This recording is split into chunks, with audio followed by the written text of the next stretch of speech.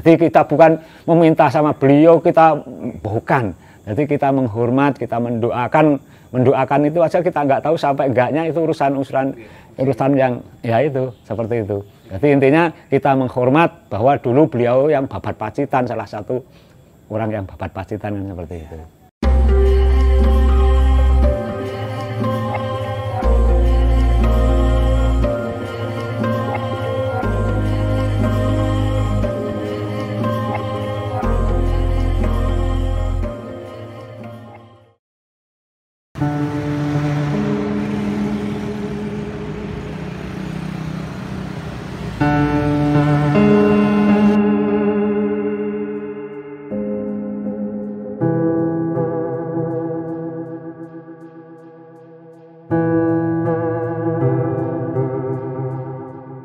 Kanjeng Jimat diyakini sebagai pemimpin dan salah seorang penyebar agama Islam di Pacitan.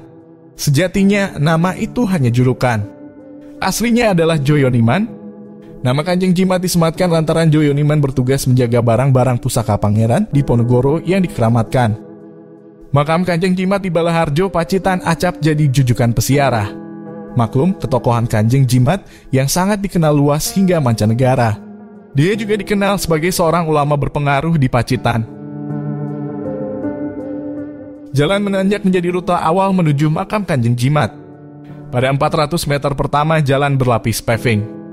Di kanan kirinya terdapat komplek pemakaman umum. Pesiarah harus menapaki 180 anak tangga sebelum mencapai puncak Giri Sampurno, tempat bersemayam jasad Kanjeng Jimat, tokoh yang berperan penting bagi penyebaran Islam di Pacitan. Ia juga dikenal sebagai bupati ketiga di daerah yang juga dikenal dengan sebutan Wungker Kidul. Berdiri di atas bukit, bangunan makam berukuran 5x5 meter itu mencolok mata. Udara segar kental terasa di sekitarnya. Maklum, selain di ketinggian juga rimbun pepohonan.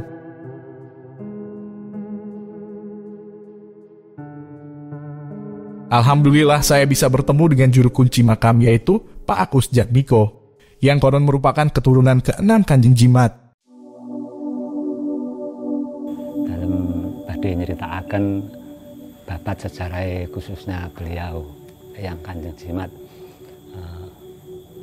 pada awalnya berkaitan dengan timbulnya nama Pacitan, Kabupaten Pacitan intinya kan begitu. Jadi pada saat itu terjadi perang saudara antara Surakarta dan Yogyakarta, itu merebutkan tanah Sukawati, kalau sekarang Sragen. Nggih. Makanya di Sragen itu di tengah kota ada jalan Sukawati. Awalnya kan Sukawati kan seperti itu. Akhirnya Pangeran Mangkubumi kalah, lari ke sini, ke daerah sini, namanya dulu masih Wengker Kidul. Salipun Mastani Wengker Kidul itu bersama pendereke yang setia dengan beberapa pengikutnya, prajuritnya, itu pendereke kang setia asmanipun Setro Ketipo. Nah, sampai sini Pangeran Mangkubumi tadi sakit parah karena habis perang, karena ini sakit parah. Nah, oleh Setro Ketipo tadi dicarikan obat, dicarikan jamu berupa air buah pace. Nah, pada saat diminumkan, pada saat itu juga langsung sehat kan seperti itu. Terus Pangeran Mangkubumi janji kepada Setro Ketipo tadi, nanti kalau sini menjadi istilahnya anek padanging zaman, wis dadi tanah berdikan, mau dijadikan tumenggung di sini kan seperti itu. Tapi belum, pada saat itu belum bupati, belum kabupaten ya. Setelah lama-lama menyusun kekuatan ke sini, bisa kembali ke Jogja. Akhirnya setelah bisa kembali ke Jogja, Pangeran Mangkubumi tadi lupa sama janjinya kan seperti itu, lupa sama janjinya. Nah, Setro Ketipo cari cara untuk mengingatkan Pangeran Mangkubumi tadi. Akhirnya Setro Ketipo mengganggu keputranya Pangeran Mangkubumi, nah, seperti itu. Nah, ditangkap, mau dihukum mati kan seperti itu. Nah, sebelum dihukum mati dimintai permintaan yang terakhirnya apa kan seperti itu. Nah, terus Setro Ketipo cuma bilang, kalau boleh saya cuma minta buah air pacenya yang dulu pernah kasihkan kan gitu.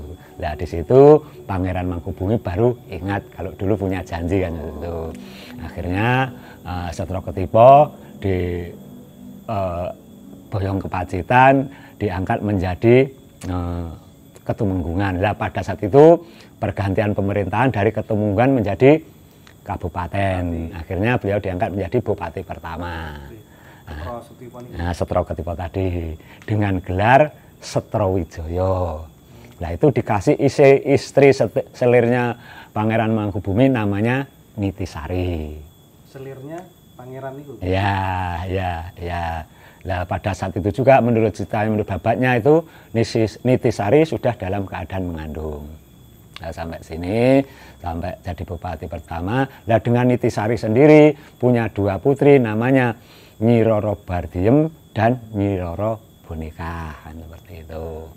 Nah beliau punya guru ngaji, punya mudin, punya ahli spiritual, ya beliau ini. Eyang nama asli beliau Eyang Joyoniman. Perkembangan agama Islam di kota 1001 Gua tak dapat dipisahkan dari peran Kanjeng Jimat. Bahkan pria bernama asli Joyoniman tersebut sempat menjadi penasehat pangeran di Ponorogo saat peristiwa Perang Lesung. Namanya makin dikenal saat dirinya dipercaya mengemban amanah menjadi bupati ketika Pacitan menggantikan Setro Ketipo, bupati sebelumnya. Mengakhiri jabatan bupati, Joyoniman mendapat kepercayaan menjaga benda-benda pusaka di Keraton Surakarta. Gelar Kanjeng Jimat sendiri diperoleh bersamaan amanah barunya sebagai punggawa kerajaan tersebut. Setelah lama, Setro Ketipo Setrowijoyo tadi tua, digantikan oleh putranya yang namanya Raden Mas Lancur. Saking selir niku. Ya, nggih, leres. Nah, demikian karena menurut ceritanya Raden Mas Lancur tadi orangnya catat, sakit-sakitan karena nggak bisa melanjutkan pemerintahan, akhirnya beliau ini diambil putra menantu menjadi bupati, kan seperti itu. Dapat putrinya yang namanya Nyi Roro Bardiem. Nah, sampai terus sampai terjadinya setelah beliau diangkat bupati itu dapat gelar Jogokaryo. Setelah lama terjadi namanya Perang Lesung. Perang Lesung itu perangnya antara pasukan Pangeran Diponegoro melawan pasukan Belanda wonten perbatasan Jawa Timur Jawa Tengah. Daerah Lesung. Sing wonten monumen niku sanes niku daerah Batu mriko Mas, daerah Batu. Nggih. Nah, beliau ini pernah menjadi penasehat militernya Pangeran Diponegoro menurut keterangannya seperti itu. Nah, terus yang membawa panji-panji perangnya itu namanya menurut ceritanya itu yang Syekh Yahudo yang ada di makam yang ada di mana itu Lorok, itu ulama dari Kediri itu. Nah, kenapa kok beliau yang menjadi penasehat militer? Menurut babat ceritanya penderek yang setia, istilahnya penasehat perangnya Pangeran Diponegoro sendiri Sentor Pawurejo itu semedi di Goa Kalak pada saat itu kan seperti itu. Iya. Nah, setelah itu setelah jadi perang usai, Pangeran Diponegoro melanjutkan perjalanannya, terus beliau ini dipercaya menjaga barang-barang pusaka di Surakarta. Nah, akhirnya di sini pemerintahan di sini dipegang oleh putra-putra beliau. Sampai pindah Surakarta, ya sampai dapat gelar Kanjeng Jimat ini. Jadi nama asli beliau itu Eyang Joyoniman. Waktu menyebarkan agama Islam itu dapat gelar Poncogomo. Waktu jadi bupati itu gelarnya Jogokaryo. Terus Kanjeng Jimat ini waktu dipercaya menjaga barang-barang pusaka di Surakarta. Masih menurut sang juru kunci, Kanjeng Jimat diyakini berasal dari daerah Arjoinangun, sebuah perkampungan di timur Sungai Grindulu yang belakangan menjadi kawasan ekonomi. Konon Kanjeng Jimat dulunya tinggal di sekitar lokasi yang kini menjadi tempat berdirinya Pondok Pesantren Nahdlatul Suban. Terlepas banyaknya versi cerita, nama Kanjeng Jimat telah melegenda bersama pesatria tumbuh kembang agama Islam di Pacitan. Kalau beliau ini tahun 1825 bapaknya, kalau awal mungkin awal Pacitan ada masuk agama Islam itu, penyebar agama Islam itu sekarang diketemukannya petilasan Syekh Subakir. Beliau itu yang menurut ceritanya yang numbali tanah Jawa, yang sekarang berkedudukan berdiri di Pringkuku, itu di Stono Gentong itu namanya itu. Nah nanti turunnya masa itu ke namanya yang Wonokling. Wonokling itu masih zaman Hindu. Nah Hindu. Nah di situ baru lagi masuk Maghribi, terus Ki Ageng Petung, Ki Ageng Posong seperti itu. Terus akhirnya muncul lagi Tunggul Wulung. Kalau saya mau cerita yang beliau-beliaunya saya nggak punya wewenang. Nanti kalau mau cerita atau cerita beliau-beliau dengan sowan mawon. Dalam boten mempunyai wewenang untuk itu. Beliau ini keturunan Wonokling. Wonokling itu Hindu, itu bapaknya tahun 1400-an. Itu 1470 kalau nggak salah ya, Allahu alam. Jadi beliau ini keturunan ke-12 dari beliau. Jadi masih melalui namanya ini kalau nggak salah itu namanya sejarah, namanya cerita. Ya Allahu alam, kalau salah ya mohon maaf karena intinya berkaitan dengan pelaku sejarah ya kan seperti itu. Jadi kalau itu ya ada urut-urutannya. Tapi kalau yang pastinya betulnya gimana itu karena nggak ada panduan buku yang menerangkan silsilah beliau, jadi nggak kalau di apa ya nggak berani menceritakan seperti itu. Nggih.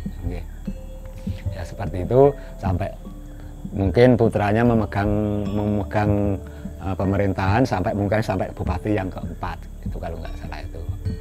Bupati keempat. Ya. Sampai saat ini tasih wonten keturunannya. Banyak sekali.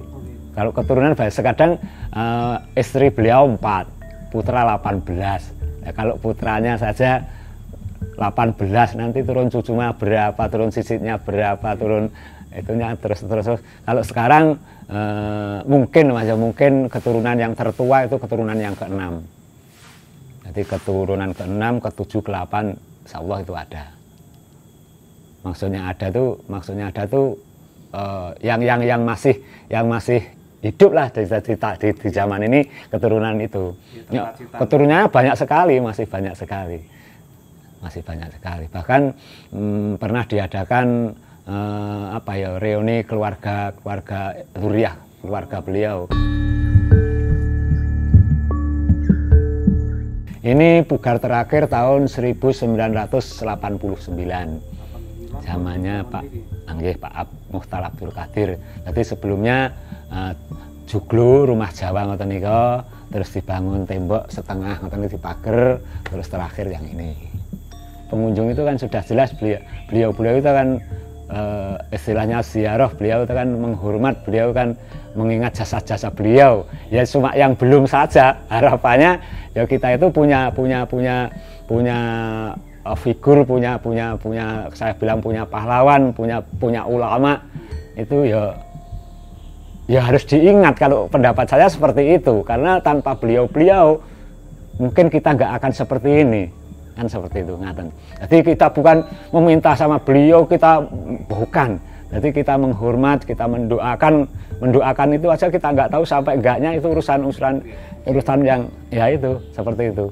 Jadi intinya kita menghormat bahwa dulu beliau yang babat Pacitan, salah satu orang yang babat Pacitan kan seperti itu.